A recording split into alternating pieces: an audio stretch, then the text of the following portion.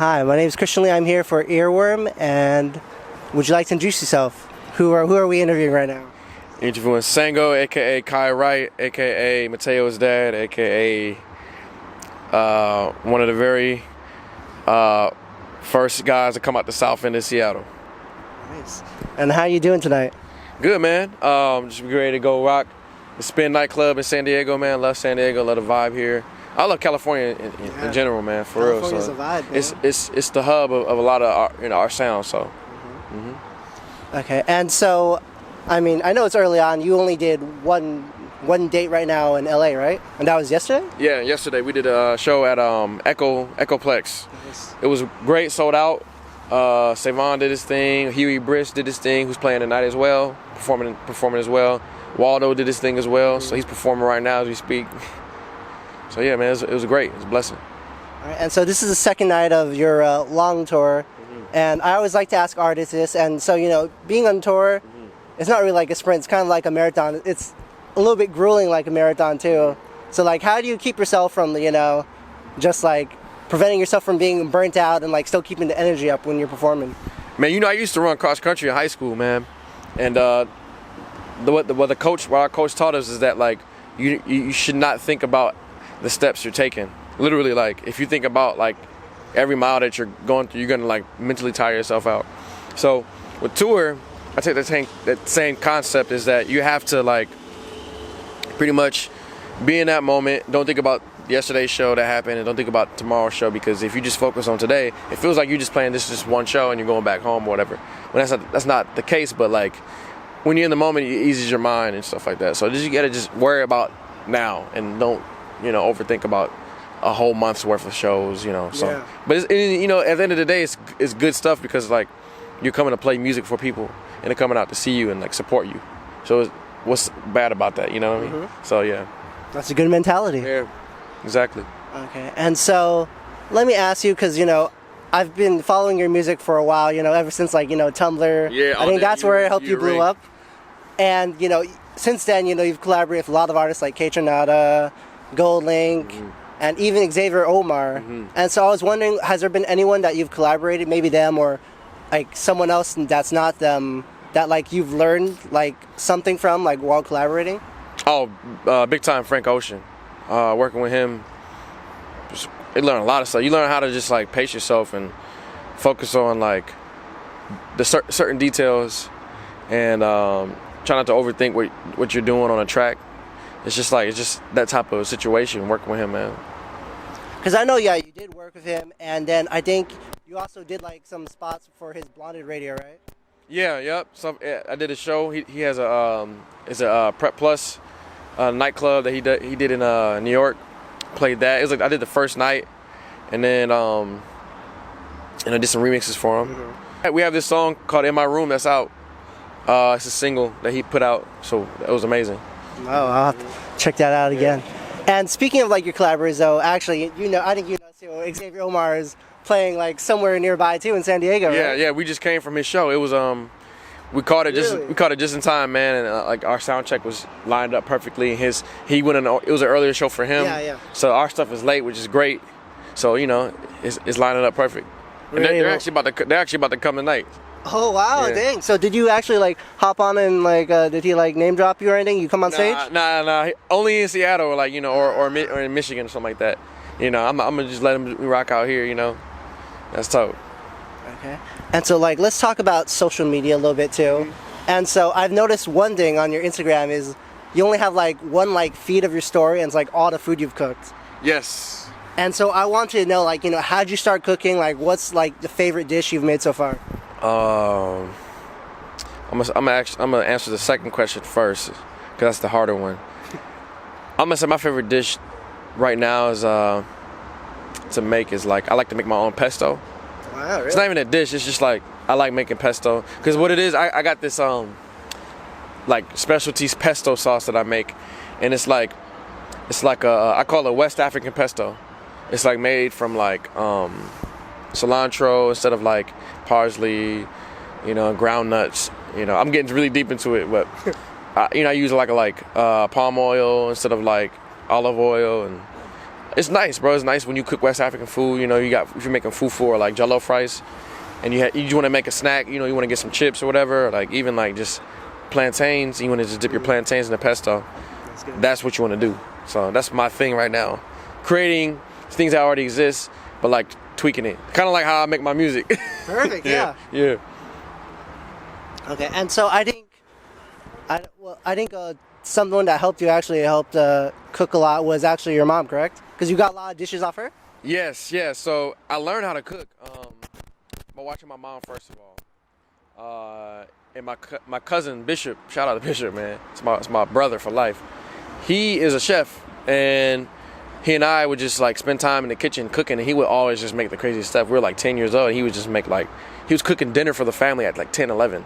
You know, so what kid does that, you know? Yeah. So I learned a lot from him, and a lot of that stuff, like that my mom taught me in the kitchen also applied in like, you know, in like a music, you know, a musical like concept, you know, like I would say like my mom also taught me how to like work hard and be focused on one craft particularly, and don't bounce around, because like in the kitchen you don't want to like start too many things on the, you know, put on the stove. You might you might burn something, you might undercook something. So just stick to one part right now until you got to perfect it and move on to the next, you know, thing. So that's what I learned from her.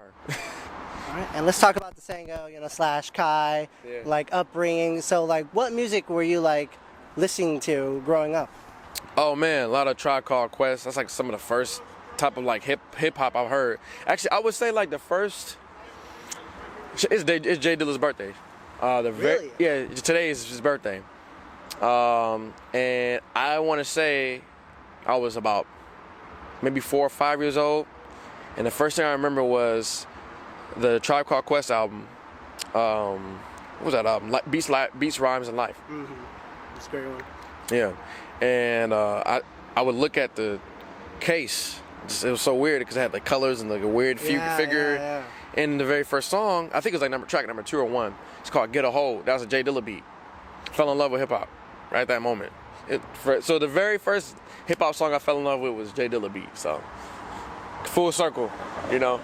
Yeah. Yeah, man. All right, and so let's also talk about like other things too, because you know, not just like, you know, music. Your like upbringing was like through like a lot of other like culture and media too. I heard like what are some of your favorite movies? Wow. Like any movie series? I am a terrible movie watcher.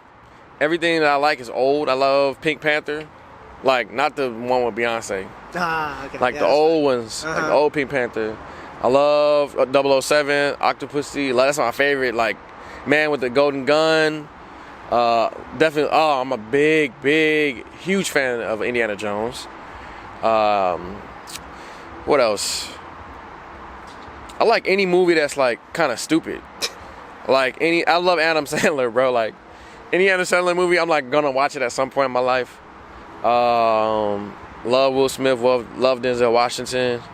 I love Samuel L. Jackson, black actors, really. You know, I'm black. Makes sense. So yeah. All right. Well, speaking of that, can you hold the mic for a second? We actually have a gift for you. Wow. What's this? All right, it's a surprise, but you did mention it, so I thought I might as well give it to you. It's actually 007 vinyl. Yeah, how'd you know? What? That's tight. So, what do you like about like the 007 series though? Yo, this is clean, bro. What year? It is clean. I know you're a big fan of like Roger Moore, so I'm like, well. Bro, wait, hold up. First of all, they need to make a black James Bond. Like, please. Like, he could be from the hood. It could be like not even on like on some like London stuff, like UK stuff. He could be like from like Harlem or Compton or like Atlanta, Chicago. It don't matter, bro. Like just like a real James Bond from the hood. Like he grew up in the hood. Like that'd be hard, bro. Shout out to y'all, bro. It's unopened too, James, bro. This is a new one. I'm about to go home too, so this is just in time. Perfect. Because Like, I was hoping, you know. well, here's the thing, bro. I'll get stuff on the road and stuff, and I gotta carry it for That's the what I was worried whole about. week, bro. The Spy Who Loved Me, of course, bro. What? I'm still tweaking off this. I'm processing it. Wow, bro. Appreciate y'all. You're welcome. Okay, let's move on to the next one real quick, though. And so, you know, your name's Sango. I believe that's from the anime Inuyasha, right? Yeah, man. I used to watch. I'm not an anime fan no more, actually. Like, sadly. I mean, I love anime and manga. What did you watch? I used to watch Gundam Wing, Dragon Ball Z, of course. Those were like anything on Toonami. I watched Inuyasha a couple times. That's where I got the name from. It was like I got the name from like one of the characters. It's a woman, and she was a demon slayer. Oh, that's fire. Let me take that. Took it and I ran with it. I like the name of it. Sango was like a, and I later learned that it's a deity in like West African like religion, really? like Yoruba. It means it's like the god of like thunder. But let's segue into something, you know. Let's keep it going. Yeah, let's do it. We actually have another gift for you. Hold on to this. Okay, more gifts, man. Let's get it. Gundam Wing Vinyl. Yo. Gundam. Yo, Gundam. Yo, hold on. Wait, what? It's the music? Yeah, it's like a soundtrack. This is hard, bro. I don't even know I don't even know who this dude is. Yeah, I think this is like the old school one. That's why it's one of the first ones. This is Smoke. Bro, look at his art, bro. Like, know, bro, sick, huh? Japanese writing, like, hiragana is so fire, bro. Like, the way it just looks. It looks like it looks like a toy. Like I got a toy. Shout out to Gundam, man. Speaking of Gundam too, though, you said it was yin, bro. Yeah. You said it was one of your favorite animes, but I heard back in the day too, you want to do a mixtape called The Gundam Wing, doing like ninja beats, yeah, or something like that. I did it. It's like unreleased. It's like it's fully fleshed. Like Really? It's like somewhere on my old computer. Maybe it might be on my mom's house in the basement or something like that. But what I did is I took Nujabi's samples. I sampled Nujabi's like it was like an EP really. Yeah. And what happened was it was just like remixes of his stuff, and that's all it was gonna be. But I didn't put it out because I felt like I didn't want to like base. I didn't want that because I was putting out an album, like my first album, which was what was my first album? Bro, what's that album called? That album is called Unfinished and Satisfied. Okay, there. I'm tripping, bro.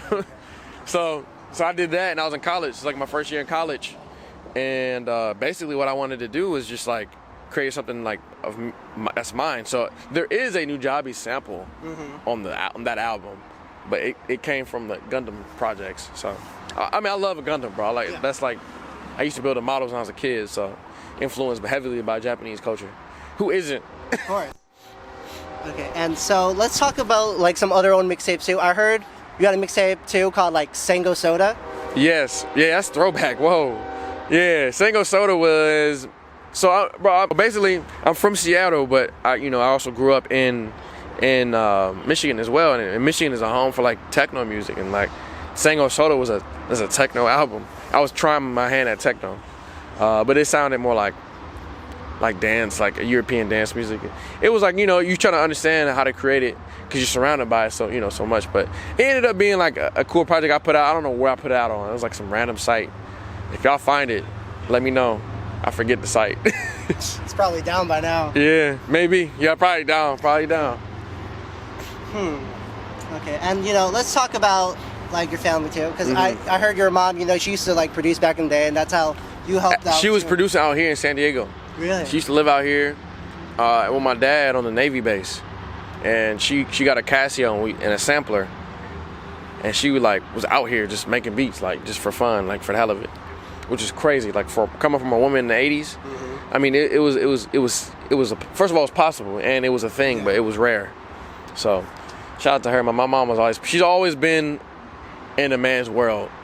Right now her job is she codes for a Bible app. It's called Our Daily Bread, cool. And she codes. She does coding. She's like the only black woman in her her region, like a black woman over the age of 50, coding. That's pretty wild. So my mom, shout out to my mom. She's crazy with that. And I think you're the second of 3 or 4 kids, right? 4. There's four of us. I'm the second. And your brother was actually born here, right? He's born in Solana Beach. Oh, Solana Beach. Yeah, bro, we are hardcore like Navy. We're a Navy family. So at the end of the day, we come from a naval background. I was born in the Navy base in Washington. Oh. Yeah, so. And speaking of your brother a little bit too, since he's basically a San Diego, born in San Diego. Yeah. Gotta shout him out. And I heard I don't know if it's true or not, but let me throw it out there. I heard he did something a while back called like Blue Coast Entertainment, right? What? Yo, that's like on Facebook, bro. That's like his Facebook account. What is that about? Yo, what? Yo, you gotta like, let me know this link. Like, give me this link. Let me, when I put this out, I gotta show him this. He gonna like laugh. He might cry. He's emotional. He's an emotional dude. Yo, so what that is Blue Coast Entertainment. So it was a wow. Where did I start? It's very true, by the way. We were just talking about this today in the car. Because Waldo, who I grew up with in Michigan, my brother wanted to sign him. So it was a record label. Oh, it's a record label, okay. And he started it in his college apartment. And he was like, yo, I want to sign. He wanted to sign me. He wanted to sign Waldo, who I'm literally just performing right now. For a while, yeah, forever. And he had a metal band that I don't know the name of it, but it was us three in Blue Coast Entertainment. I'm tripping. How you know? And Blue Coast Entertainment was it was just like, he wanted it to be like a clothing line. He wanted to build a studio. Yo, he had dreams. My brother right now, he's coding for like a Magic. You know the game Magic? Like that card? Yeah, he codes. Yeah. Oh wow. He's doing it in Renton, Washington. Shout out Eric, man. He's a wizard with that. So yeah, that's what that is. He should like bring that back to life. Yeah. Now he got some bread and stuff. He could probably like do it right, you know. Sure. I don't know, man. Yeah. All right, I got one last question about family for you, and actually one last gift too. Oh wow. I'm not holding this. Man, it might be something from Gary, Indiana, or something like that. And so, what is your family relation with Jimi Hendrix? Yo, so shout out Jimmy, real Seattle legend. First of all, he also served in the military and dipped. That's gangster. That's the most gangster thing. Pretty G. And changed rock music forever, which is also written by black people. Jimi Hendrix Experience the Purple Haze. Shout out Jimmy. What's the first song? Purple Haze. Purple Haze. Your side 51st anniversaury. Oh yeah, right. It's just the joint. This one's just a single. Yeah, right. So my relationship with Jimmy, my aunt was on Como news station in Seattle. It's like a local news station, and she used to she bought Jimi Hendrix's aunt's house, and it's a neighborhood called Skyway in Seattle. It's like the south end of the city. It's like that's where people are from in Seattle. We're either from the Central District, black people, or the south end of the city. We're not really from like in Seattle, like the city, like downtown. No one really is from there. But my aunt, she found a safe, and it was like a whole ordeal. And it was like the news were gonna open up, and like she was gonna open up the safe, and the news were gonna like broadcast it. There was nothing in the case when they opened it, but it was who knows? It would have been like some crazy like Jimi Hendrix memorabilia or like just I don't know some money. I don't know, who knows, but yeah, man, that's like our relationship with Jimmy. And also Jimmy went to Garfield High School, where my uncles graduated from and my aunt graduated from. Shout out Garfield, all the Bulldogs. I actually taught a class there. I actually helped. Yeah. So my friend Kevin Lavitt, who's I'm really good friends with him. He's from Seattle, a musician, lives in not New York, L.A. And before he moved to L.A., he taught music class in Garfield High School, not middle school. And he had me just teach some production classes there, like for like 2 days straight. It was like an all-day thing, like a whole school day. So it was tight, man. That's like, I got love for my city. And shout out Jimmy, alumni. Like, come on, that's a great, like, Quincy Jones graduated from there. Oh, wow. Yeah, so that's pretty wild. Yeah, so I mean, Seattle got some like heavy hitters, man. We come correct. Shabazz Palaces. Of course, yeah. I can just keep going, man. Even basketball players, man. Like people like they didn't even go to Garfield. They just they just were in the city. Like Brandon Roy, who coaches for he coaches for Nathan Hale. But that's another story. But basically, Seattle got talent. Yeah. Okay. I want to let you know before we end the interview. Like, let's bring it back to music. And so 2020. It's a new year. What do you have in store, music-wise? Music-wise, oh my gosh, I haven't even really thought about that like in depth. I've just been like trying to tour and like just be more in public again because I didn't do a lot of touring last year. was Yeah, just you were making music. It was just more, yeah, music and just more one-off shows, just like, you know, coming and popping out doing sets. But I wanna make sure that I like help as many artists as I can with their projects. People like Dave B and Waldo, who I spoke about. Yeah. And even like people like just like unknown people that I haven't even discovered yet. Just people got talent, man, and like it's people that are like famous and known for their work. If they just want to reach back to the community that they're from, or even they're involved with, that's why I love Nipsey so much, because he was doing that. He was involved in that. So just kind of just following like that footstep and that structure of like reaching back always and looking for the next kid that can play the craziest instrument in the world, or looking for the craziest DJ, and she can be just from, you know, my cousin's best friend. You know, you never know. You never know. So you know, so that's my mission. Just keep searching and keep digging. That's awesome. You know, that's a great mission. Okay, and so thanks for taking time to interview. And you know, as a thank you, I'm gonna hand you the mic. I'm gonna get off frame, and then you could plug, or you could say whatever you want. Anything to the fans, anything you want to promote, it's all yours. I'm gonna do some plugs, some real plugs. Yo, it's Sango, represent Seattle, represent Grand Rapids, Michigan. You can find me at sangobeats.com, Sango _ on Instagram, Sango Beats on Twitter, if you don't know. Go get the Hour Spent Loving You. It's out right now, and Moment Spent Loving You that's out as well. In the comfort of, just put that out. Produce all the stuff for Waldo's new album called Grove. Literally go get that. Download the app, Our Daily Bread, that my mom helps program. Support her. Support black women in technology and in the tech world. So that's another plug I want to put out there. And much love to y'all watching. Thank you.